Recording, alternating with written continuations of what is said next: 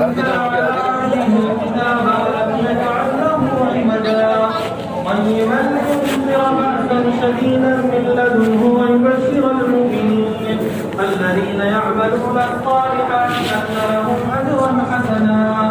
أما بعد فأعوذ بالله من الشيطان الرجيم. بسم الله الرحمن الرحيم. إنا أنزلناه في ليلة مباركة.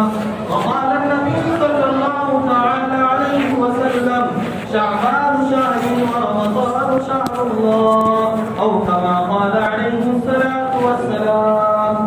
درود شریف پڑھنے اللهم صل على محمد وعلى آل محمد كما صليت على إبراهيم وعلى آل إبراهيم إنك حميد مجيد. اللهم بارك على محمد وعلى آل محمد كما باركت على إبراهيم وعلى آل إبراهيم إنك حميد مجيد. آپ یہاں تھوڑا سا قریب ہو کر بیٹھ جائیں، مسجد کا احترام بھی ہو جائے گا. اور حضور صلی اللہ علیہ وسلم ارشاد فرماتے ہیں کہ جو مجلس میں ادب کے ساتھ دین کی بات سنتا ہے اپنے گھر اس حال میں واپس ہوتا ہے کہ اللہ تعالیٰ اس کی مغفرت فرماتے ہیں. اس لیے دائیں بائیں سے تھوڑا قریب ہو جائے، بہت لمبا وقت نہیں لے جائے گا. بہت تھوڑی سی ضروری باتیں ہیں جو ہم سب کو یاد ہونی، علم ہونی ضروری ہے اس رات کے تعلق سے، تاکہ ایسا نہ ہو کہ رات کی بے ادبی ہو جائے. اس لیے کوئی ادھر ادھر کھڑے ہیں اگر وہ جانا چاہے اپنے گھر چلے جائیں، ورنہ سکون اور آرام سے بیٹھ جائیں. کوئی بچہ نہ آئے، خاموشی کے ساتھ بیٹھے. خراج عقیدت ادا کرنے والوں خراج عقیدت سے کیا کام ہوگا؟ خراج عقیدت ادا کرنے والوں خراج عقیدت سے کیا کام ہوگا؟ یہی ہے زبانی محبت کا عالم نبی خدا اور بدنام ہوگا. فقط کچھ بیانی کے جوہر دکھا کر کوئی قوم دنیا میں ابھری نہیں. فقط کچھ بیانی کے جوہر دکھا کر کوئی قوم دنیا میں ابھری نہیں ہے. عمل چھوڑ کر صرف باتیں بنا کر کوئی قوم دنیا میں ابھری نہیں ہے. یہ سچ ہے کہ میلاد و سیرت کے جل سے یہ سچ ہے کہ میلاد و سیرت کے جل سے بظاہر ہے باب سعادت کے سینے. یہ سچ ہے کہ ناز محمد کے موتی ہے ایمان کی المشتری کے نبی نے. مگر ایک قصیدہ کرو یہ تو سوچو کہ بے روح لفظوں کی قیمت کیا ہے. مگر ایک قصیدہ کرو یہ تو سوچو کہ بے روح لفظوں کی قیمت بھی کیا ہے. بنے ہیں کبھی نقش آب رواں پر، چلیں گے کبھی مشکلوں میں سکون. ذرا سوچو نور ہدایت کا پرچم جناب محمد نے کیسے اڑایا. ذرا سوچو نور ہدایت کا پرچم جناب محمد نے کیسے اڑایا. ذرا سوچو گردوں کو کیسے سنبھالا، ذرا سوچو دفتوں کو کیسے اٹھایا. ذرا سوچو کیا چیز تھی جس کے بل پر اکیلے خدا کے پیغمبر نے اٹھ کر الٹی تھی ایوان روما کی مسند، پلٹی تھی صحرا نشینوں کی کایا. وہ جونت سراپا، وہ ہمت مجسم، وہ راتوں کا عابد، وہ دل کا سپاہی، وہ جس نے سیاست کی جد پہ سواری، وہ جس نے فقیری میں کی بادشاہی. اگر اس سے کچھ بھی محبت ہے ہم کو تو اپنا طریقہ بدلنا پڑے گا. نفاق زبان و عمل سے گزر کر صداقت کے ساتھی میں ڈھلنا پڑے گا. یہ کہہ رہا ہے محمد کا اسوہ کہ آسان نہیں ہے مسلمان ہونا. بہت امتحانات درپیش ہوں گے، بہت سخت راہوں میں چلنا پڑے گا. اٹھو مومنو آج سے عہد کر لو. اٹھو مومنو آج سے عہد کر لو. حبیب خدا کی اطاعت کریں گے انشاءاللہ. اٹھو مومنو آج سے عہد کر لو. حبیب خدا کی اطاعت کریں گے. عقیدت میں پہلو بپہلو ملا کر حقیقت میں تعمیل سنت کریں گے انشاءاللہ. اپنا ہر عمل ہم سنت کے مطابق کریں گے. بہت ہی عزت و احترام کے مستحق تمام حضرات، میں نے قرآن کریم کی ایک آیت اور نبی کریم صلی اللہ علیہ وسلم کا ایک فرمان آپ کے سامنے پڑھا. دعا کریں کہ اللہ تعالیٰ ہم سب کو عمل کرنے کی توفیق عطا فرمائے اور اس مجلس کو ہماری نجات کا، مغفرت کا، ہدایت کا ذریعہ بنائے. اس لیے کہ انسان کی زندگی کا جو عمل اللہ کے حکم کے مطابق ہوگا وہ عمل اللہ کے یہاں قبول ہوتا ہے، اور جو عمل نبی کریم صلی اللہ علیہ وسلم کے طریقے سے ہٹ کر ہوگا وہ عمل پوری زندگی قابل قبول نہیں ہوگا. اللہ تعالیٰ اپنے بندوں پر کتنے مہربان ہیں. روزانہ ہر دن زوال کا وقت آتا ہے. زوال کہتے ہیں جب سورج بالکل درمیان میں ہوتا ہے. اسے کہتے ہیں جب سورج بالکل درمیان میں ہوتا ہے اسے زوال کہتے ہیں. تو زوال کے وقت اللہ کی عبادت کرنا منع ہے، اللہ کا غضب مشتبہ پہ ہوتا ہے، اس لیے کہ شیطان کو ماننے والے وہ شیطان کی عبادت کرتے ہیں۔ اللہ تعالیٰ نہیں چاہتا کہ میرے بندے اس کے ساتھ ملے، اللہ تعالیٰ شرکت بھی گوارا نہیں فرماتا۔ تو شیطان اس وقت اور شیطان کے ماننے والے اس وقت سورج کی پوجا کرتے ہیں، اس کی عبادت کرتے ہیں، اس کو خدا مانتے ہیں۔ جب زوال کا وقت ڈھلنا شروع ہوتا ہے تو ہر دن اللہ تبارک و تعالیٰ کی رحمت اپنے بندوں کی طرف متوجہ ہوتی ہے، اور اللہ تعالیٰ کہتا ہے کہ میرے بندوں میرے در پر آؤ اور مجھ سے معافی مانگو۔ روزانہ زوال کے وقت اللہ تعالیٰ اپنے بندوں کو اپنے سامنے معافی کی دعوت دیتا ہے اور کہتا ہے کہ میرے بندوں تم مجھ سے معافی مانگو، میں تمہیں معاف کرنے کے لیے تیار ہوں۔ جب بندے زوال کا وقت کھو دیتے اور اللہ کی عبادت نہیں کرتے اور اپنے دنیاوی کاموں کے اندر مشغول ہوتے ہیں تو اللہ تعالیٰ ایک اور موقع عنایت فرماتا ہے۔ ہر رات تہجد کے وقت اللہ کی رحمت اپنے بندوں کو آواز دیتی ہے کہ میرے بندے آؤ اور میری عبادت کرو، مجھ سے معافی مانگو، اپنے گناہوں پر تائب ہو جاؤ اور شرمندہ ہو جاؤ، میرے سامنے سجدہ کرو، میں معاف کرنے کے لیے تیار ہوں۔ جب ہم تہجد کو بھی سوچنے میں گزار دیتے ہیں، اپنے آرام میں گزار دیتے ہیں، اور تہجد کا وقت سونے کی نظر ہو جاتا ہے، آرام کی نظر ہوتا ہے، زوال کا وقت ہم نے چھوڑا، تہجد کا وقت ہم نے چھوڑا، تو پھر اللہ تعالیٰ ہر ہفتے جمعے کے دن ہمیں دعوت دیتا ہے کہ میرے بندوں میرے سامنے آؤ، میں تمہیں نوازنے کے لیے تیار ہوں۔ اور جب بندے جمعے کے دن کو بھی گوا دیتے ہیں اور جمعے کے اندر بھی غفلت کی چادر اپنے اوپر اوڑھتے ہیں اور اللہ کو یاد نہیں کرتے، تو اللہ تعالیٰ مختلف حصوں کے اندر، مختلف مہینوں کے اندر، مختلف راتوں کے اندر اپنے بندوں کو اپنی طرف بلانے کی کوشش کرتا ہے۔ انہی مبارک راتوں میں سے ایک رات شب برات بھی، جب ہم نے زوال میں اللہ کو یاد نہ کیا، تہجد میں اللہ کو یاد نہ کیا، جمعے کے دن اللہ کو یاد نہ کیا، تو اللہ تعالیٰ ایک مہینہ ہمیں عطا فرماتا ہے، اس کی خاص رات عطا فرماتا ہے تاکہ ہم آج بھی سدھر جائیں اور اللہ کی عبادت کریں۔ اللہ آج بھی معاف کرنے کے لیے تیار ہے۔ اتنا بندہ کسی چیز سے خوش نہیں ہوتا، دنیاوی ماحول کے اندر ایک بندہ جو شرابی ہوتا ہے، جو جواری ہوتا ہے، جو مجرم ہوتا ہے، گھر والے اسے پسند نہیں کرتے، جو گناہگار ہوتا ہے محلے والے اسے پسند نہیں کرتے، جو مجرم ہوتا ہے پورا معاشرہ اس سے نفرت کرتا ہے۔ اگر کہیں پناہ ملتی ہے تو اللہ کا گھر ہے۔ کوئی شرابی ہو اللہ اسے بھی پکارتا ہے، کوئی جواری ہو اللہ کا گھر اسے بھی پکارتا ہے، کوئی زانی ہو اللہ کا گھر اسے بھی پکارتا ہے، کوئی مجرم ہو اللہ کا گھر اسے بھی پکارتا ہے۔ اور اللہ تعالیٰ فرماتا ہے کہ میرے بندے میرے در پر آ، میرے دروازے کھلے ہیں، اگر کوئی سا در کھلا رہتا ہے ہمیشہ بندوں کی توبہ کے لیے تو اللہ کا گھر ہے۔ ہمارا وقت اللہ کا گھر کھلا رہتا ہے کہ میرے بندوں میرے پاس آؤ، اور اللہ تعالیٰ کھولتا ہی نہیں ہے، بلکہ جو بندہ اللہ کے گھر آتا ہے تو اللہ فرشتوں کی نگرانی میں بڑے خوش ہوتے ہیں، اور اللہ تبارک و تعالیٰ کو وہ آنسو بہت زیادہ محبوب ہے جو ندامت کے ساتھ اللہ کے سامنے بہتے ہیں۔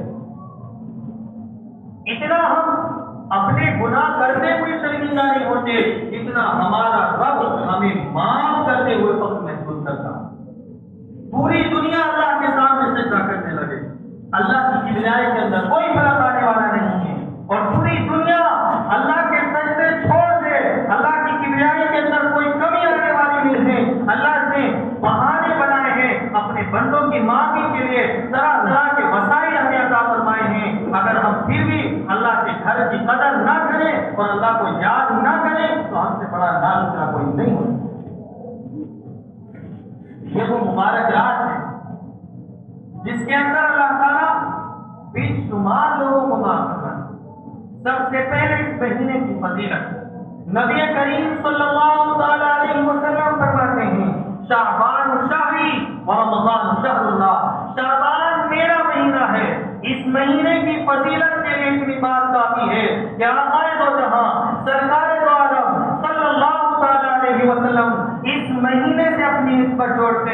اور اس مہینے کی نسبت ہمارے نبی کے ساتھ ہوتی ہے، وہ نبی جن کے صدقے میں اللہ تعالیٰ نے ہم کو جمع فرمایا ہے۔ رب کعبہ کی قسم، اگر ہمارا رب محمد رسول اللہ صلی اللہ علیہ وسلم کو پیدا نہ فرماتا تو یقیناً ہمیں بھی پیدا نہ فرماتا۔ ہمارے نبی فرماتے ہیں شعبان شہری، شعبان میرا مہینہ ہے۔ اسی آپ کے الفاظ سے اس مہینے کی فضیلت کا اندازہ ہوتا ہے، کتنا مبارک مہینہ ہے۔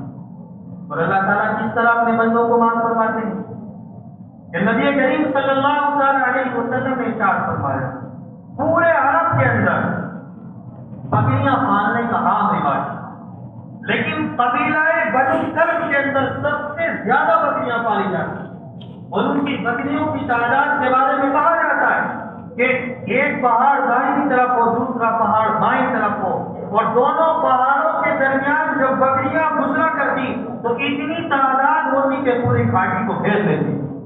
بنو کلب کے اندر پورے عرب میں سب سے زیادہ بکریاں پالنے کا رواج تھا۔ ہمارے آقا صلی اللہ علیہ وسلم نے فرمایا کہ یہ وہ مبارک رات ہے کہ جس کے اندر اللہ تعالیٰ عرب کے قبیلہ بنو کلب کی بکریوں کے اوپر جو بال ہوتے ہیں اس سے بھی زیادہ فضلوں کو معاف کرتا ہے۔ ایک رات میں بالوں کا کوئی انداز نہیں کر سکتا۔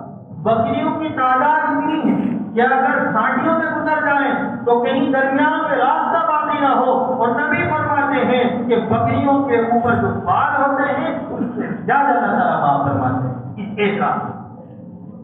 اور قرآن کریم کے اندر اللہ تعالیٰ فرماتے ہیں اِنَّا أَنزَلْنَاهُ فِي لَيْلَةٍ مُبَارَكَةٍ فِيهَا يُفْرَقُ كُلُّ أَمْرٍ حَكِيمٍ کہ اللہ تعالیٰ پورے سال کا بجٹ، کس کو مرنا ہے، کس کو زندہ ہونا ہے، کس کو بیماری لگنی ہے، کس کو شفا ملنی ہے، کس کو خوشی ملنی ہے، کس کو غم ملنا ہے، کون دنیا کے اندر کمانے والا ہے، کس کا مال لٹنے والا ہے، یہ سارا کا سارا بجٹ اللہ کے علم میں شروع سے ہوتا ہے، لیکن ہر سال کا بجٹ فیہا یفرق کل امر حکیم اللہ تعالیٰ اپنے فرشتوں کے حوالے اس رات میں فرماتا ہے۔ نبی کریم صلی اللہ علیہ وسلم رمضان کے علاوہ سب سے زیادہ اس مہینے میں روزہ رکھا کرتے تھے۔ کسی نے معلوم کیا یا رسول اللہ صلی اللہ علیہ وسلم آپ رمضان کے علاوہ کسی مہینے میں روزہ نہیں رکھتے؟ محرم میں اتنے روزے نہیں، سفر میں نہیں، ربیع الاول میں نہیں، ربیع الثانی میں نہیں، آخر شعبان کے مہینے میں آپ اتنے روزے کیوں رکھتے ہیں؟ آقا نے ارشاد فرمایا اس لیے رکھتا ہوں کہ اللہ تعالیٰ پورے سال کے بجٹ کی منظوری فرماتا ہے، اور میں چاہتا ہوں میری قسمت اس حال میں لکھی جائے کہ میں روزے دار ہوں۔ میں چاہتا ہوں میری وفات کا نوشتہ اور پروانہ اس حال میں جاری ہو کہ محمد بن عبداللہ صلی اللہ علیہ وسلم روزے دار ہوں۔ یہ وہ فرماتے ہیں کہ جن کی برکت سے ہم سب انشاءاللہ جنت میں جائیں گے، جن کو عبادت کی کوئی ضرورت نہیں تھی، اللہ نے رضامندی کی مہر لگا دی تھی، اللہ ان سے راضی، فرشتے ان سے راضی، قرآن ان کی شان میں نازل ہوا، اور اللہ تبارک و تعالیٰ نے بس میں کائنات کو ان کے صدقے میں سجایا۔ ہمارے نبی فرماتے ہیں روزہ اس لیے رکھتا ہوں، عبادت اس لیے کرتا ہوں، قرآن اس لیے پڑھتا ہوں تاکہ جب فرشتوں کے حوالے محمد بن عبداللہ کا نام اعمال ہو، اللہ تعالیٰ فرمائے میرا حبیب روزے دار ہے، سنبھل کر سنبھل۔ اتنا بڑا انعام اس مہینے کا اور اس مبارک کا ہے، اور ہم انہیں غفلت میں گزارتے ہیں۔ 10 20 1 گھنٹہ بیٹھنا مسجد کے اندر جرم، 1 گھنٹہ مسجد کی فضا میں بیٹھنا جرم، اور ہم پوری رات اپنے ذہن کے مطابق جاگنے میں گزارتے ہیں۔ ہم سے بڑا کوئی بے وقوف نہیں ہے، اور اللہ تعالیٰ نبی کریم صلی اللہ علیہ وسلم کی زبانی پوری دنیا میں اعلان فرما چکا ہے۔ ہمارے نبی ارشاد فرماتے ہیں اللہم بارک لنا فی رجب و شعبان وبلغنا الی رمضان۔ اللہ تعالیٰ سے دعا فرمائی ہے ہمارے نبی نے، اے اللہ اس مبارک مہینے میں برکت عطا کیا دعا فرمائی؟ اللہ اس مبارک مہینے میں برکت عطا فرما، اور برکت کا مطلب ہوتا ہے اللہ تعالیٰ نعمتوں میں اضافہ فرماتے ہیں۔ اور آج ہم ہیں کہ ہم یہ کام کر کے ہمارے پاس جو نعمتیں ہیں اس نعمتوں کو بھی ہم ختم کرتے ہیں۔ برکت ہمارے لیے نہیں ہو سکتی، برکت اسی کے لیے ہوگی جو نبی کریم صلی اللہ علیہ وسلم کے مبارک طریقوں کی روشنی میں زندگی گزارے گا۔ کہ جسے چاہا در پہ بلا لیا، جسے چاہا اپنا بنا لیا. یہ بڑے کرم کے ہیں فیصلے، یہ بڑے نصیب کی بات ہے. پوری کالونی کے اندر اللہ تعالیٰ نے ہمیں چنا. ہمارے بہت سارے بھائی ہیں جو غفلت کی چادر اوڑے ہوئے ہیں. یہ ہر کسی کے بس کی بات نہیں ہے. اللہ تعالیٰ جس پر رحمت کی نظر ڈالتے ہیں اپنے گھر میں آنے کی توفیق عطا. یہ وہ مبارک رات ہے، اتنی رحمتوں والی رات ہے، اتنی برکتوں والی رات ہے، اتنی فضیلتوں والی رات ہے، اتنی رفعتوں والی رات ہے، اتنی شان والی رات ہے کہ ہم اس کے تقدس اور احترام کا اندازہ نہیں لگا. یہ وہ عظیم الشان رات ہے کہ اللہ تعالیٰ اپنے بندے سے کہتا ہے کہ میرے بندے 60 سال گناہ کر گیا، 70 سال گناہ کر گیا، 80 سال گناہ کر گیا، پوری زندگی گناہ کر گیا، جوانی میں گناہ کر گیا، بڑھاپے میں گناہ کر گیا، صغیرہ گناہ کر گیا، کبیرہ گناہ کر گیا، بچپن میں گناہ کر گیا، لڑکپن میں گناہ کر گیا، جان بوجھ کر گناہ کر گیا، انجانے میں گناہ کر گیا، رات کی تاریکیوں میں گناہ کر گیا، دن کے اجالوں میں گناہ کر گیا، اور چھپ کر گناہ کر گیا، کھلم کھلا گناہ کر گیا. میرے بندے تیرے گناہ آسمان کی بلندیوں کے برابر ہوں، تیرے گناہ آسمان کے ستاروں کے برابر ہوں، تیرے گناہ ہواؤں کے تھپیڑوں کے برابر ہوں، تیرے گناہ بارش کے قطروں کے برابر ہوں، تیرے گناہ پہاڑوں کے ذروں کے برابر ہوں، تیرے گناہ زمین کے پھیلاؤ کے برابر ہوں، تیرے گناہ کھیتیوں کے غلوں کے برابر ہوں. یعنی تیرے گناہ بے شمار ہوں، انگنت ہوں، لاتعداد ہوں، بے حساب ہوں. یہ وہ مبارک رات ہے کہ ندامت سے آنسو بہانا میرے بندے تیرا کام ہے، اپنی پیشانی کو رگڑنا میرے بندے تیرا کام ہے، آئندہ گناہوں سے توبہ کرنا میرے بندے تیرا کام ہے. میری عزت و جلال کی قسم اتنے زیادہ گناہوں پر پردہ ڈال کر معافی کا طلب ایسا مجرم کر. بتائیے اس سے زیادہ اللہ تعالیٰ اور کیا کرنا چاہتا ہے؟ اتنا بڑا گناہگار ہو اس مبارک رات کے اندر اگر اللہ سے سچی توبہ کرتا ہے تو اللہ تعالیٰ اسے بھی معاف فرماتے ہیں. اللہ تعالیٰ اپنی رحمت پہلے آسمان پہ لاتے ہیں. اللہ نے 7 آسمان بنائے ہیں اور اللہ کی رحمت پہلے آسمان سے اعلان کرتی ہے اے کوئی سراپا گناہگار جو سر سے پاؤں تک گناہوں میں ڈوبا ہوا ہو، جس کے گناہ درختوں کے پتوں سے زیادہ ہوں، جو دائیں بائیں اوپر نیچے ہر طرف سے گناہوں کا مجسمہ بن چکا ہو، میرے بندے ایک بار توبہ کر تجھے معاف کرنا میرے لیے بہت آسان. دوسرا اعلان اللہ تعالیٰ فرماتے ہیں، دوسرا اعلان اس رات میں ہوتا ہے کوئی رزق مانگنے والا، ہے کوئی اپنے کاروبار سے پریشان، ہے کوئی غریب، ہے کوئی مفلس جو اپنی روزی سے تنگ آ چکا ہو، اس مبارک رات کے اندر تھوڑی پھیلانا اس بندے کا کام ہے، بھیک مانگنا اس بندے کا کام ہے، اور دولت کے خزانے دینا یہ مجھے رب کا کام ہے. دوسرا اعلان اللہ کی طرف سے ہوتا ہے کہ جو رزق کا طالب ہو میں رزق اسے دوں گا، جو رزق کا طالب ہو میں رزق اسے دوں گا، جو طالب جنت ہو جنت کی طرف جانا. تیسرا اعلان اللہ تعالیٰ فرماتے ہیں ہے کوئی بیمار، ہے کوئی اپنی ضرورتوں کو پورا کرانے والا جسے ڈاکٹروں نے جواب دے دیا ہو، حکیموں نے علاج قرار دے دیا ہو، دنیا کی کوئی دوائی اسے فائدہ مند ثابت نہ ہو رہی ہو اور اپنی زندگی کے دن گن رہا ہو، ایسا کوئی بیمار جو آخری زندگی کے لمحات گزار رہا ہو، یہ وہ مبارک رات ہے. ایک مرتبہ ہمارے سامنے بھیک مانگے، ہم یقیناً اس کی بیماری کو ختم فرمائیں گے، اسے شفا کاملہ عاجلہ دائمہ مستمرہ عطا فرمائیں گے. یقیناً چھوڑی پھیلانا اس بیمار کا کام ہے، اس کی عمر کو لمبا فرمانا اور برکت دینا یہ ہمارا کام. ساری ضرورت کی چیزیں ان کے اندر داخل ہو جاتی ہیں. اللہ تعالیٰ گناہوں کو بھی معاف فرماتے ہیں، اللہ تعالیٰ حلال روزی بھی عطا فرماتے ہیں، اللہ تعالیٰ بیماری سے شفا عطا فرماتے ہیں اور ساری ضرورتوں کو پورا فرماتے ہیں اس مبارک رات میں. لیکن یہ سب کے لیے نہیں ہے، یہ اعلان سب کے لیے نہیں.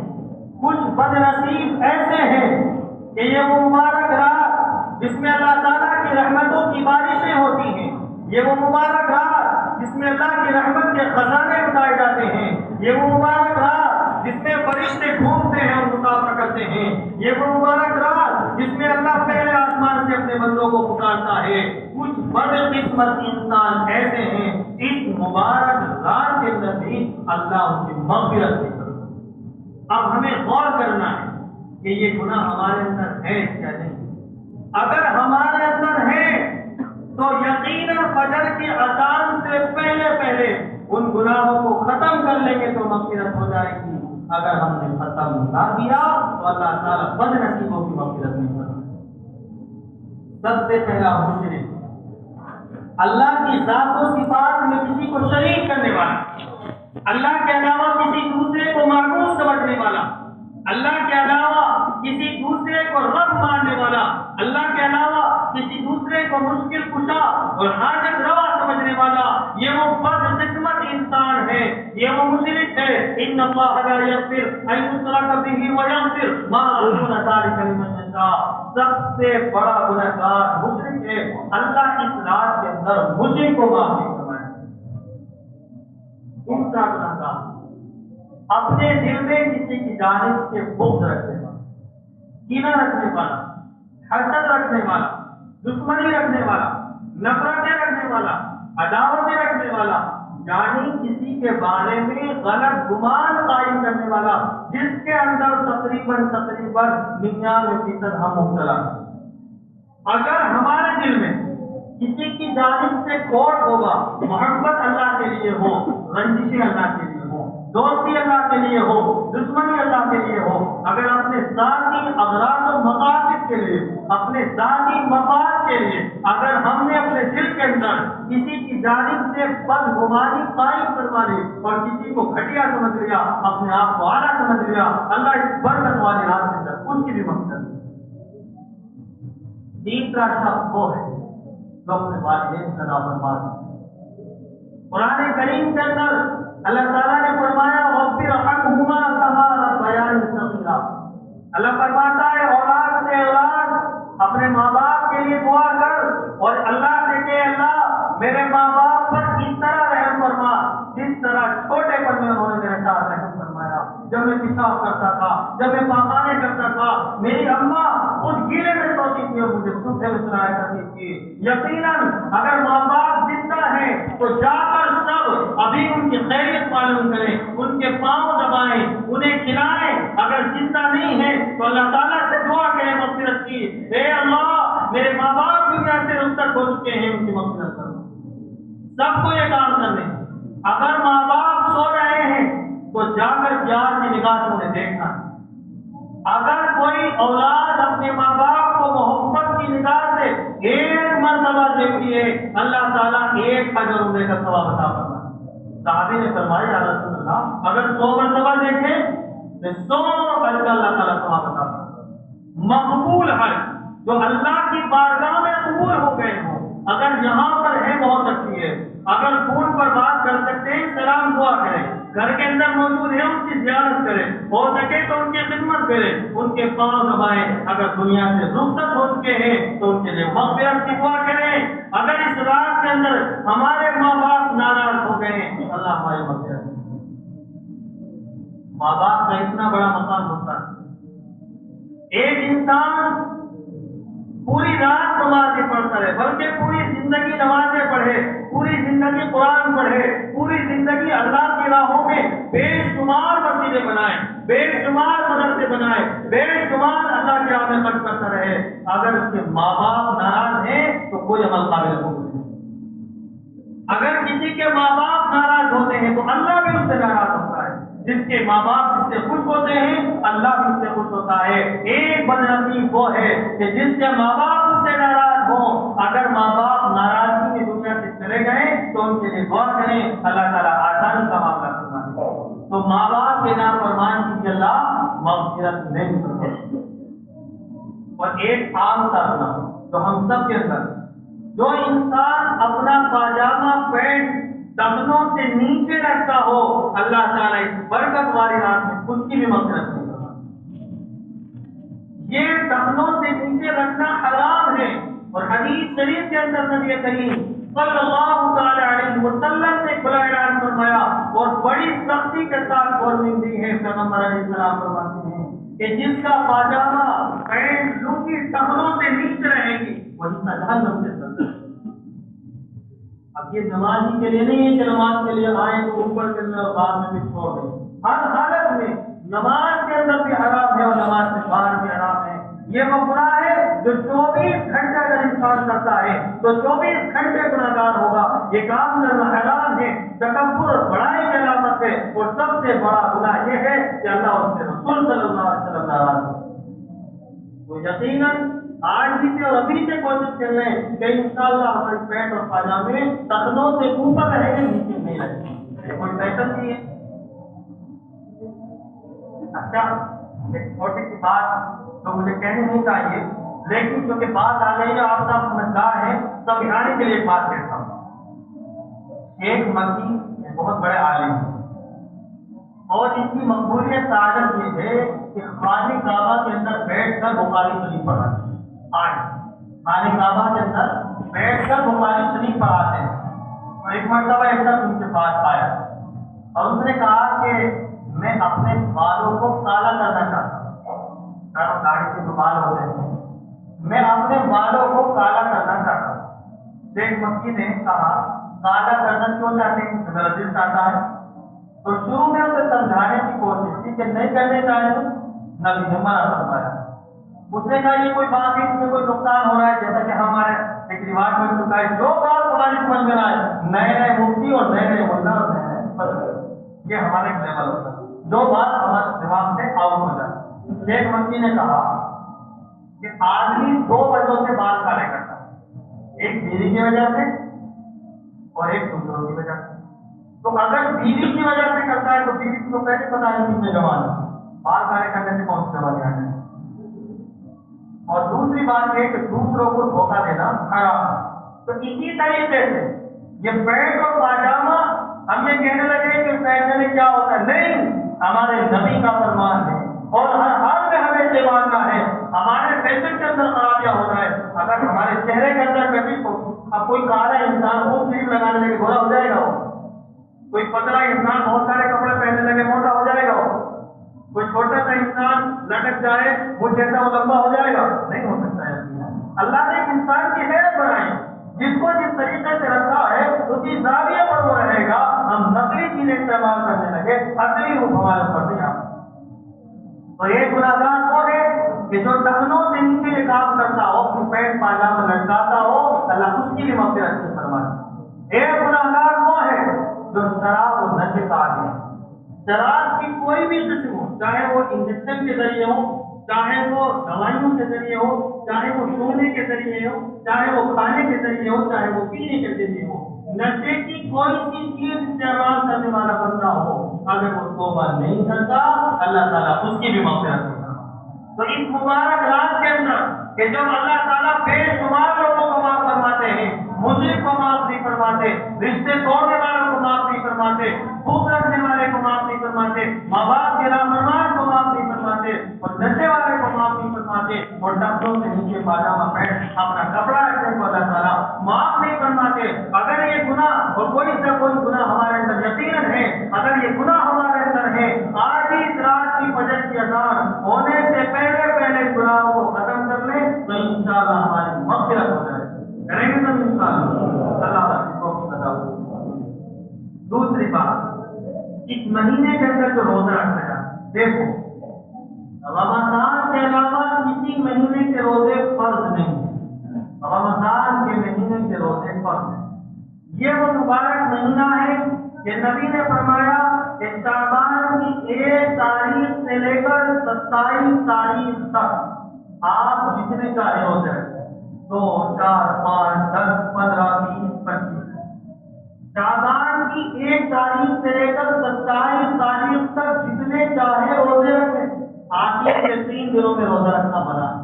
ایک تو یہ کہ اگر اس مہینے بھی روزہ رکھیں گے اور رمضان میں بھی روزہ رکھیں گے تو رمضان کی فضیلت میں کوئی خلاف نہیں ہو سکتا۔ یقیناً اس کے فرض کو بڑھانے کے لیے یہ وہ بہت بڑی چیز ہے جس کے اندر ہمیں کام کو کم کرنا ہوگا۔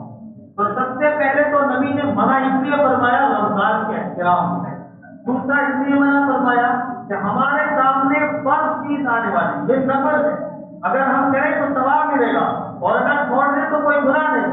رمضان کے روزے ہر حال میں رکھنے ہیں. بغیر دوسرے طریقے چھوڑنے والا سخت گناہگار ہوگا. تو تاکہ رمضان کے روزہ رکھنے میں کمزوری بدن کے اندر پیدا نہ ہو. اگر شعبان کے پورے مہینے کے روزے رکھیں اور پھر رمضان کے پورے مہینے کے روزے رکھیں تو عبادت کے اندر سستی پیدا ہوتا ہے. تو رمضان کے احترام کی وجہ سے اور رمضان کے روزے رکھنے میں سستی پیدا نہ ہو اس لیے نبی نے آخر کے روزے رکھنے سے منع فرمایا. بقیہ آپ 1 تاریخ سے 27 تاریخ تک جس دن بھی روزہ رکھیں گے سارے روزوں کا ثواب برابر ملے گا.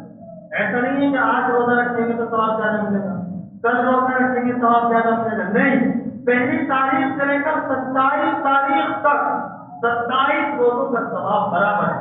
آپ جتنے چاہیں روزے رکھیں, 2 روزے, 4 روزے, 5 روزے, کوئی متعین نہیں, کوئی فکس نہیں ہے. جتنے چاہے روزے رکھیں, چاہے تو 1 رکھیں, 2 رکھیں, چاہے کچھ نہ رکھیں, اپنے اوپر بات ہے. رکھ لیں تو بہت اچھا ہے. تو ایک روزے متعین نہیں ہے کہ ہمیں اتنے رکھتے ہیں. اور دوسرا یہ ہے کہ پیغمبر علیہ السلام والسلام نے روزے کے ثواب کو زیادہ نہیں بتایا, سب کا برابر برابر ثواب ہے. ایسا نہیں ہے کہ کل کے روزے کا کوئی زیادہ ثواب ہے. نبی کریم صلی اللہ علیہ وسلم روزوں کا اہتمام فرماتے ہیں.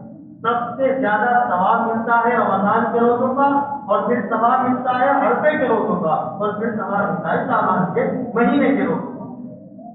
اسی طریقے سے قبرستان جانے کا عمل. نبی کریم صلی اللہ علیہ وسلم اس رات میں قبرستان گئے, لیکن بڑی غور سے سننے کی بات, اس رات میں قبرستان جانا نہ فرض ہے, نہ واجب ہے, نہ سنت ہے. نہ فرض ہے, نہ واجب ہے, نہ سنت ہے. اگر انسان چاہے تو چلا جائے, لیکن ٹولیوں کی شکل میں جانا اور بے حرمتی کر کے جانا اور قبرستان کے اندر جا کر ہنسی مذاق بیڑی پینا حرام ہے. قبرستان جانے کی اجازت ہے, لیکن اگر کوئی ٹولیوں کی شکل میں ہنسی مذاق کرتا ہوا اور قبرستان کے اندر اس حالت میں داخل ہوتا ہے جس سے قبرستان کے احترام پامال ہو گئی, حرام ہے. نبی ایک مرتبہ گئے. اگر قبرستان جانا ضروری ہوتا تو نبی صلی اللہ علیہ وسلم 14 شعبان کے دن میں اپنے صحابہ کو جمع کرواتے اور کہتے کہ میرے صحابہ آنے والی جو 15ویں شعبان یعنی آج جو چاند کی 15 تاریخ ہے, 15 شعبان ہے, نبی 14 تاریخ کو دن میں اپنے صحابہ کو جمع کرواتے اور کہتے کہ میرے صحابہ رات میں قبرستان چلنا ہے, بہت ضروری ہے. نبی نے ارشاد نہیں فرمایا, دن میں ارشاد نہیں فرمایا.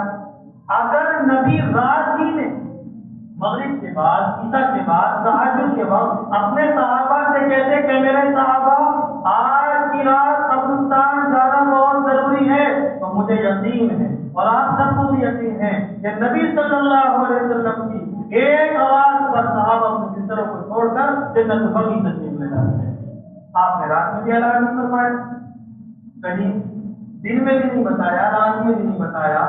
جب 16ویں تاریخ آئی یعنی آنے والا جو دن ہے سوموار کا, اس دن آپ فرماتے تھے اپنے صحابہ سے کہ دیکھو کل جو رات آئی تھی اس میں قبرستان جانا بہت ضروری تھا, میں دن میں بھول گیا تھا اور رات میں تمہیں اٹھانا مناسب نہ سمجھا, تم آرام کر رہے تھے, اس لیے آئندہ جب شب برات آئے گی یعنی شعبان کی 15 تاریخ آئے گی تو چونکہ قبرستان جانا بہت ضروری ہے لہٰذا تمہیں جانا ہے. فرمایا تو نہ نبی نے حکام فرمایا, نہ پہلے فرمایا, نہ بعد میں فرمایا, تو معلوم ہے کہ وہ جانا کوئی ضروری نہیں ہے. اسی طرح آپ کیوں گئے قبرستان؟ آپ اس رات میں زندگی میں ایک مرتبہ قبرستان گئے. اگر جانا ضروری ہوتا تو نبی صلی اللہ علیہ وسلم کی زندگی میں کئی مرتبہ شعبان کا مہینہ آیا اور کئی مرتبہ شعبان کی 15 تاریخ آئی اور کئی مرتبہ شب برات آئی, آپ کبھی بھی جنت البقیع تشریف نہیں لے گئے. اگر اتنا ضروری ہوتا تو آپ کا مطلب تشریف لے جاتے. اس رات کیوں لے کر گئے آپ تشریف؟ اس لیے لے کر گئے ہیں کہ نبی کی 2 باتیں ہوتی ہیں. ایک تو نبی صلی اللہ علیہ وسلم کی خصوصیات میں سے ایک چیز ہے. مثال کے طور پر امتی اگر تیل لگا کر سو جائے تو سونے سے وضو ٹوٹ جاتا ہے, نبی کا وضو سونے سے نہیں ٹوٹتا. یہ نبی کی خصوصیت. تو ہو سکتا ہے آپ کی خصوصیات میں سے یہ چیز ہو.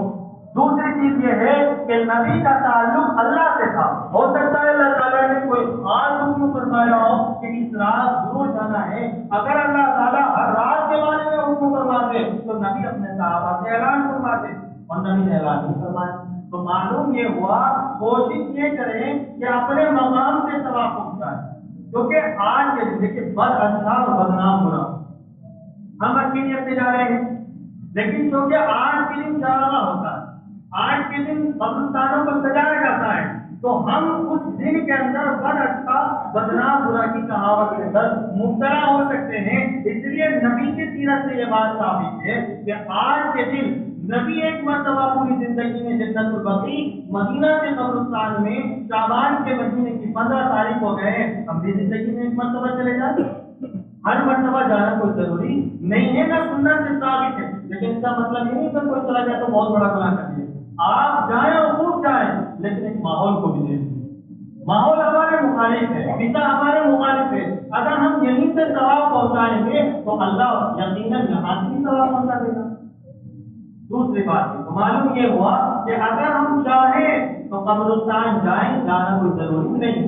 دوسرا یہ ہے کہ جس دن بھی چاہیں جتنے روزے چاہیں 1 تاریخ سے 27 تاریخ تک ہم رکھ سکتے ہیں، سب کا ثواب برابر ہے، کسی کا کم زیادہ نہیں. ہاں اس مہینے کے اندر اگر ثواب زیادہ ہے تو کس رات کا؟ دنوں کا نہیں ہے بلکہ اس رات کا ثواب زیادہ ہے. تو ہماری یہ بات بھی سمجھ میں آ گئی. تو معلوم یہ ہوا کہ بہت مبارک مہینہ ہے اور اس مبارک مہینے کی یہ مبارک رات ہے.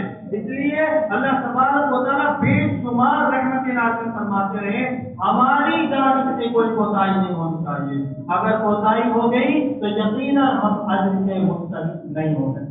تو پہلے تو یہ نیت کرے کہ جو گناہ ہیں جن کی وجہ سے اللہ تعالیٰ مغفرت نہیں فرماتے اور اپنے بندے کی طرف رحمت کی نظر نہیں فرماتے، ہمارے اندر گناہ اگر ان میں سے کوئی ہے تو انشاءاللہ فجر کی نماز سے پہلے بلکہ اس کی اذان سے پہلے انشاءاللہ ہم ختم کر دیں گے. کریں گے سب انشاءاللہ. دوسرا سنت کے اندر رہتے ہوئے اس رات کو گزارنے کی کوشش کریں گے. یعنی جب تک ہماری آنکھیں ہمارا بدن صاف ہے وہ تلاوت کریں گے، وہ نفل پڑھیں گے، وہ نمازیں پڑھیں گے اور وہ اپنے بزرگوں کو ثواب پہنچائیں گے. جب ہمارے اندر سستی آنے لگے سو جائیں گے، فجر کی نماز جماعت کے ساتھ پڑھیں گے. کسی کی فجر کی نماز جماعت سے نہیں چھوٹی جائے گی، نہیں چھوڑیں گے نا انشاءاللہ. دوسری کوشش یہ کریں کہ ہمارے نبی نے بھی روزے رکھے ہیں، ہم بھی روزہ رکھنے کے جس کے اندر کسی ہمت. دوسری اہم بات یہ ہے کہ اس رات کے اندر صلاۃ التسبیح پڑھنے کا اہتمام کیا جاتا ہے. یہ صلاۃ التسبیح اتنی مبارک نفل نماز ہے کہ نبی کریم صلی اللہ علیہ وسلم نے اپنے چچا حضرت عباس سے ارشاد فرمایا، اے میرے پیارے چچا، میں آپ کو ایک تحفہ عطا فرماتا ہوں، ایک انعام عطا فرماتا ہوں. اور یہ وہ انعام ہے جس سے اللہ تعالیٰ ہر چھوٹے بڑے گناہ جو اللہ کی ذات سے تعلق رکھتے ہوں، جیسا کہ نماز کی کوتاہیاں ہیں اور بہت سارے گناہ جن سے اللہ کا تعلق ہو بندے کا تعلق نہ ہو، اللہ تعالیٰ ہر چھوٹا بڑا گناہ معاف فرماتے ہیں اس رات کے اندر. تو اللہ تبارک و تعالیٰ نے بڑا عظیم تحفہ ہمیں عطا فرمایا. ہمارے نبی نے فرمایا، میرے چچا اگر ہو سکے تو روزانہ اس نماز کو ادا کرو. اگر ہو سکے تو روزانہ دن میں 1 مرتبہ اس نماز کو یعنی صلاۃ التسبیح والی نفل نماز کو ادا کرو. اگر ایسا نہ ہو سکے تو ہفتے میں 1 مرتبہ ادا کرو. اگر یہ بھی نہ ہو سکے تو مہینے میں 1 مرتبہ ادا کرو. اگر یہ بھی نہ ہو سکے تو سال میں 1 مرتبہ ادا کرو. اگر یہ بھی نہ ہو سکے تو پوری زندگی کے اندر 1 مرتبہ تو ضرور کوشش کرنی چاہیے، پڑھنی ضرور. اتنی اہم نماز کوشش کرے روزانہ ہو جائے، ورنہ ہفتے میں ہو جائے، ورنہ مہینے میں ہو جائے، ورنہ سال میں ہو جائے، ورنہ زندگی کے اندر تو 1 مرتبہ ہونا ضروری ہے. کیونکہ کبھی کبھی یہ نماز پڑھی جاتی ہے تو تھوڑی سی اس کے اندر غلطی ہونے کا امکان ہے. تو بہت سارے طریقے ہیں صلاۃ التسبیح پڑھنے کے. میں اپنے ذہن کے اعتبار سے، ہو سکتا ہے آپ کو مشکل لگے، اپنے ذہن کے اعتبار سے جو آسان طریقہ ہے آپ کو بتانے کی کوشش کر رہا ہوں. آپ غور سے سنیں تاکہ پڑھنا آسان ہو. سب سے پہلے ہر عمل کی نیت ہوتی ہے. نیت کہتے ہیں دل کے ارادے. ہم کھڑے ہو جائیں بس اور دل میں نیت چلنے میں صلاۃ التسبیح پڑھ رہا ہوں، ہماری نیت صاف ہے. زبان سے کرنے سے بچنا چاہیے. لیکن سیکھنے کی نیت سے اگر کرنا چاہے تو کر لے، لیکن ہر مرتبہ اس کی عادت نہیں بنانی چاہیے، زبان سے کرنا حدیث سے ثابت نہیں۔ تو اگر ہم چاہیں تو زبان سے کہہ سکتے ہیں، اور زبان سے یہ کہنا ہے کہ نیت کرتا ہوں میں 4 رکعت نماز، صلاۃ التسبیح نفل، رخ میرا کعبہ شریف کی طرف، اللہ اکبر۔ نیت کرتا ہوں میں 4 رکعت نماز، صلاۃ التسبیح نفل، رخ میرا کعبہ شریف کی طرف، اللہ اکبر۔ یہ مفہوم اپنے دل کے اندر بٹھا لیں کہ میں صلاۃ التسبیح پڑھ رہا ہوں، اللہ اکبر۔ صلاۃ التسبیح کے اندر تیسرا کلمہ پڑھا جاتا ہے، سبحان اللہ والحمد للہ ولا الہ الا اللہ واللہ اکبر، یہاں تک۔ لیکن اگر پورا پڑھ لیں تو بہت اچھا، سبحان اللہ والحمد للہ ولا الہ الا اللہ واللہ اکبر ولا حول ولا قوة الا باللہ العلی العظیم۔ اگر چاہے تو اللہ اکبر تک پڑھ لیں، چاہے تو علی العظیم تک پڑھ لیں، دونوں طریقے صحیح ہیں، لیکن کوشش کریں کہ علی العظیم تک پورا ہی کلمہ ہو جائے، یہ پڑھنا بہت افضل ہے۔ تو اس کے اندر یہ کلمہ 300 مرتبہ پڑھنا ہے، کتنی مرتبہ؟ 300 مرتبہ، اور ہر رکعت میں 75 مرتبہ پڑھنا ہے، کتنی مرتبہ؟ 75 مرتبہ۔ آپ حضرات بہت رہے گے تو بولنے سے جو ہے دل کے اندر بات بیٹھتی ہے اور یاد ہو جائے۔ تو اس رکعت کے اندر کیا پڑھنا ہے؟ تیسرا کلمہ کیا پڑھنا ہے؟ سبحان اللہ والحمد للہ ولا الہ الا اللہ واللہ اکبر ولا حول ولا قوة الا باللہ العلی العظیم۔ اور یہ 4 رکعت میں پڑھنا ہے ایک سلام کے ساتھ، کتنی مرتبہ پڑھنا ہے؟ 300 مرتبہ۔ 4 رکعت میں کتنی مرتبہ پڑھنا ہے؟ 300 مرتبہ۔ ہر رکعت کے اندر کتنی مرتبہ پڑھنا ہے؟ 75 مرتبہ۔ اب ترتیب سنیں کس طرح پڑھنا ہے۔ سب سے پہلے آپ کھڑے ہو، بہت سارے طریقے ہیں، ایک طریقہ میں آپ کو بتا رہا ہوں، اللہ اکبر کہہ کر ہم نے نیت باندھی، اللہ اکبر کہہ کر ہم نے نیت باندھی، سبحانک اللہم و بحمدک، اعوذ باللہ بسم اللہ نہیں پڑھ رہے، اللہ اکبر سبحانک اللہم و بحمدک و تبارک اسمک و تعالی جدک و لا الہ غیرک، یہ ہم نے پڑھ لیا۔ اس کے بعد پڑھیں گے 15 مرتبہ، سبحان اللہ الحمدللہ ولا الہ الا اللہ واللہ اکبر ولا حول ولا قوة الا باللہ العلی العظیم۔ یعنی تیسرا کلمہ ثنا کے بعد کتنی مرتبہ پڑھنا ہے؟ 15 مرتبہ۔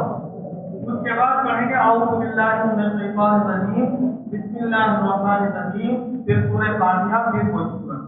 جب ہماری سورت ختم ہو گئی، مثلا ہم نے پڑھی الم تر کیف فعل ربک باصحاب الفیل، جب فجعلہم کعصف مأکول ہم نے پڑھ دیا، تو رکوع میں جانے سے پہلے پڑھنا ہے 10 مرتبہ، کتنی مرتبہ؟ 10 مرتبہ۔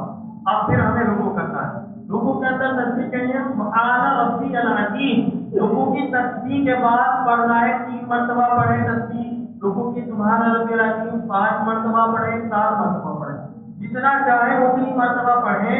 رکوع کی تسبیح پڑھنے کے بعد پھر پڑھنا ہے 10 مرتبہ یہی کلمہ، کتنی مرتبہ؟ 10 مرتبہ۔ پھر رکوع سے اٹھیں گے، سمی اللہ لمن حمیدہ ربنا لک الحمد، یہ کہنے کے بعد پھر پڑھنا ہے 10 مرتبہ تیسرا کلمہ، کتنی مرتبہ؟ 10 مرتبہ۔ پھر ہم رکوع سجدے کے اندر جائیں گے اور سجدے کی تسبیح کی طرح پڑھیں گے سبحان ربی الاعلیٰ 3 5 7 رکعت، اور پڑھنے کے بعد پھر 10 مرتبہ یہ پڑھیں گے، کتنی مرتبہ؟ 10 مرتبہ۔ جب ہم پہلے سجدے میں ہیں اور سجدہ کر کے جب اٹھیں گے اللہ اکبر کہہ کر، اور دونوں سجدوں کے درمیان جو ہم بیٹھتے ہیں آدھی منٹ کے لیے، تو بیٹھنے میں پڑھنا ہے 10 مرتبہ۔ پھر ہم دوسرے سجدے میں جائیں گے، سجدے کی تسبیح کے بعد پڑھنا ہے 10 مرتبہ، تو یہ کل ملا کر ہو گیا 75 مرتبہ۔ ایک مرتبہ پھر پڑھ، سب سے پہلے اللہ اکبر کہیں گے، کیا کہیں گے؟ اللہ اکبر۔ اس کے بعد ثنا پڑھیں گے، کیا پڑھیں گے؟ ثنا پڑھنے کے بعد کتنی مرتبہ پڑھیں گے تسبیح؟ 15 مرتبہ۔ اس کے بعد اعوذ باللہ بسم اللہ پڑھیں گے، سورہ فاتحہ پڑھیں گے، کوئی سورت کھلائیں گے، رکوع میں جانے سے پہلے کتنی مرتبہ پڑھیں گے؟ 10۔ پھر ہم رکوع میں جائیں گے، رکوع کی تسبیح پڑھنے کے بعد پھر کتنی مرتبہ؟ پھر رکوع سے اٹھیں گے، سمی اللہ لمن حمیدہ ربنا لک الحمد کہنے کے بعد پھر کتنی مرتبہ؟ फिर सजदे में जाएंगे, पहले सजदे में तस्बीह पढ़ने के बाद फिर कितनी मरतबा, फिर दोनों सजदों के दरमियान बैठेंगे फिर कितनी मरतबा, और फिर दूसरा सजदा करेंगे फिर कितनी मरतबा, 10 मरतबा। तो शुरू में 15, फिर 10 10 10 10, इस तरीके से 75 मरतबा एक रकअत होगी। अब हम दूसरी रकअत के लिए खड़े होंगे। दूसरी रकअत में खड़े होते ही 15 मरतबा इसे हमें पढ़ना है, क्योंकि अब सना तो है नहीं, कोई चीज नहीं है। तो सूरह फातिहा से पहले दूसरी रकअत में कितनी मरतबा पढ़ना है, 15 मरतबा। उसके बाद फिर इसी तरीके से विराम के बाद 10, फिर रुकू की तस्बीह के बाद 10, फिर रुकू करने के बाद 10, फिर सजदे में 10, फिर सजदे के दरमियान 10, फिर दूसरे सजदे में 10, फिर हम तैयार करेंगे तीसरी रकअत में फिर इस तरीके से, चौथी रकअत में इस तरीके से। तो 4 रकअत में 300 मरतबा हो जाएगी और हर रकअत में 75 मरतबा हो जाएगी। बस ख्याल रखें कि शुरू में पहली रकात में सना के बाद 15 मरतबा और दूसरी रकात में क्योंकि सना नहीं होती है तो किरात से पहले 15 मरतबा, उसके बाद हर रुकन के अंदर 10 10 10, इस तरीके से एक सलाम के साथ। ऐसा नहीं कि हम 2 रकअत पढ़ लें सलाम फेर दें और 150 हो जाएगी और फिर पढ़ लें, नहीं, 4 रकअत की नियत एक साथ बांधनी है, एक सलाम से 300 मरतबा, हर रकअत में 75 मरतबा। तीसरा कलमा अल्लाह अकबर तक भी पढ़ सकते हैं, और अगर हम अली अजीम तक पढ़ लें तो ये बहुत ही अफसर बात है। ये हुआ सलात तस्बीह का तरीका। आगे में सबसे समझ लेंगे। हाँ, और कोई बात अगर इस रात में किसी को मालूम करनी हो। दूसरी बात, इस रात के अंदर नमाज पढ़ने का कोई खास तरीका मुतय्यन नहीं। जैसा कि बहुत मरतबा ऐसा होता है कि हमारे भाई आते हैं और मालूम करते हैं कि पहली रकअत में कितनी मरतबा कुल पढ़ो। आप जितनी मरतबा चाहें, जहां से चाहें, तरतीब के मुताबिक कुरान पढ़ें। तरतीब का मतलब ये है कि अगर हमने पहली रकअत में अलग तरह पढ़ी है तो दूसरी में हिजाब पढ़ लें, तीसरी में अलग पढ़ लें, चौथी में इना पढ़ लें। ऐसा ना हो कि पहली रकात में इना और दूसरी रकात में अलग था। अगर से नमाज ऐसे भी हो जाएगी, लेकिन नमाज के तरीके से अदा करें। अगर हमने तरतीब बदल दी, आगे पीछे सूरतें कर दी, तो नमाज तो अदा हो जाएगी, लेकिन नमाज के तरीके से अदा नहीं होगी। वो नमाज अदा नहीं होगी जिस नमाज पर अल्लाह ताला की आवाज़ अदा करता है। तो जब इबादत करते हैं तो उस अंदाज से करें ना, जिस अंदाज से हमें मंजूरी दी जाए। तो कोई सूरतें तरतीब से पढ़ने की कोशिश करें। अगर किसी बंदे की 2 ही सूरत याद है तो 2 ही सूरतें पढ़ता है। पहली रकअत में अलग तरह पढ़ी, दूसरी में लीला पढ़ी, तीसरी में अलग तरह पढ़ ले, चौथी में लीला पढ़ ले। अगर 2 भी याद नहीं है, एक ही याद है तो हर रकअत में 3 सूरत पढ़ता है। एक ही आदमी है, जो कुछ भी याद है वही पढ़ने की कोशिश करता है। तो अगर 10 सूरतें याद है या जो कुछ भी याद है, तरतीब के एतबार से पढ़ने की कोशिश करें। तो इस रात के अंदर कोई खास नमाज मुतय्यन नहीं है, न सलात तस्बीह मुतय्यन है कि पढ़ना जरूरी है, और ना और कोई नमाज मुतय्यन है कि आप 20 रकात पढ़ें, 10 रकात, जितनी चाहे पढ़ें, बहुत अच्छी बात है, मुतय्यन नहीं है। खुद पढ़ने की कोशिश करें, क्योंकि माहौल बना होता है तो सलात तस्बीह पढ़ लें, एक माहौल बना होता है तो ज्यादा से ज्यादा नफिल नमाज भी पढ़ने की कोशिश करें। दूसरा, इस रात के अंदर कोई किरात का तरीका मुतय्यन नहीं है कि पहली रकात में 12 कुल पढ़ने हैं और दूसरी में 14 कुल पढ़ने हैं, नहीं, जितने चाहे उतने पढ़ लें। तो ना कुरान पढ़ने का कोई तरीका मुतय्यन है, न नमाज की रकात का कोई तरीका मुतय्यन है, न खुद नमाज का तरीका मुतय्यन है। तरतीब से जिस तरह और भी नमाजें पढ़ते हैं 28 के साथ, इस तरीके से तरतीब से नमाज पढ़ते रहें, तरतीब से मिलाद करते रहें, आगे पीछे न हो, और नमाज पढ़ें, जिक्र करें, और उसके बाद फिर जितना भी हो सके अल्लाह से दुआ रो रो कर, चाहे 1 मिनट हो। अगर आपने 1 मिनट अल्लाह से रो रो कर दुआ मांग ली, अगर रोना न आए तो रोने की शक्ल बना लें, यह मैंने हमें छोड़ दी है। रोना न आए तो रोने की मुशाबहत इख्तियार कर लें, तो अल्लाह ताला उस पर भी हमें इनाम अता फरमाएंगे। तो थोड़ा सा वक्त मिले अल्लाह का जिक्र कर लें, सुभान अल्लाह, अल्हम्दुलिल्लाह, अल्लाहु अकबर, कुछ वक्त मिले नमाज पढ़ लें, कुछ वक्त मिले कुरान की तिलावत कर लें, तो हमारी सारी इबादत ज्यादा हो जाएगी।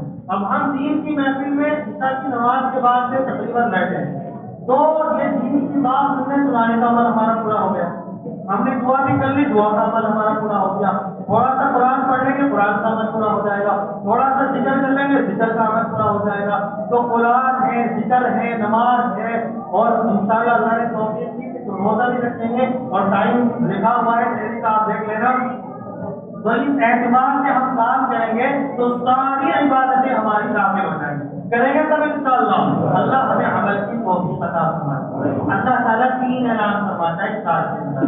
پہلا اعلان اللہ تعالیٰ فرماتا ہے کوئی مغفرت مانگنے والا تو سب کہنے میں اللہ سے مغفرت مانگتے ہیں. استغفراللہ سب پڑھیں استغفراللہ ربی من کل ذنب واتوب الیہ. دوسرا اعلان اللہ تعالیٰ فرماتا ہے کوئی روزی مانگنے والا تو ہم اللہ سے دعا کرتے ہیں اللہم بارک لنا فی اموالنا اللہم بارک لنا فی رجب و شعبان وبلغنا الی رمضان. تیسرا اعلان اللہ تعالیٰ فرماتے ہیں کوئی اپنی ضرورتوں کو پورا کرانے والا. اور ضرورتیں بہت ساری ہوتی ہیں تو کوئی ایسی جامع دعا ہو جس کے اندر ساری داخل ہو جائے, جیسا کہ مغفرت کی دعا کر لیتے ہیں تاکہ ساری چیزیں داخل ہو جائیں اور دنیا بھی معاملات کریں. واغفر لی ولوالدی ولمن دخل بیتی مؤمنا وللمؤمنین والمؤمنات ولا تزد الظالمین الا تبارا. ساری چیزیں ہمارے ادا ہوتی ہیں. اب سارے کام کے لیے حضور صلی اللہ علیہ وسلم پر درود بھیجنا بہت ضروری ہے. اس لیے ایک مرتبہ درود شریف پڑھ رہے ہیں اللہم صل علی محمد وعلی آل محمد کما صلیت علی ابراہیم وعلی آل ابراہیم انک حمید مجید. اللہم بارک علی محمد وعلی آل محمد کما بارکت علی ابراہیم وعلی آل ابراہیم انک حمید مجید. جو عبادت کرنا چاہے سکون سے مسجد کھلیے عبادت کریں.